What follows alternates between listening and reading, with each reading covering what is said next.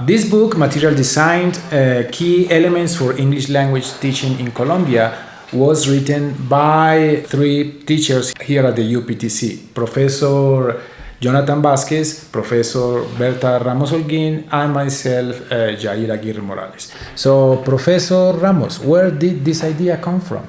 Well, the idea of writing this book came from our own experience as researchers in the research group TONG.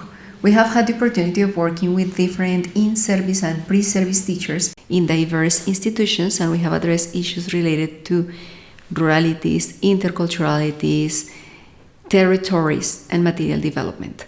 Something that we have noticed is that sometimes teachers want to incorporate aspects related to their territories into their teaching practices and basically into the materials that they develop, but they don't really know how to do it. When we talk about materials development, we talk about any kind of material that is developed by teachers in order to foster teaching and learning processes. For example, guides, workshops, posters, etc.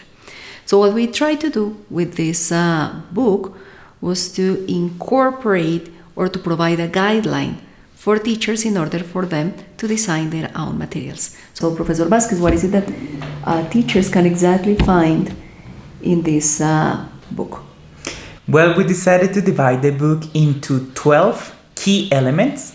However, when it comes to general aspects, this one entails 3 different components. The first one focuses on some contextual needs to be considered when designing our own materials. The second one displays some steps to be followed. And finally, the third component illustrates some aspects in regards to the layout.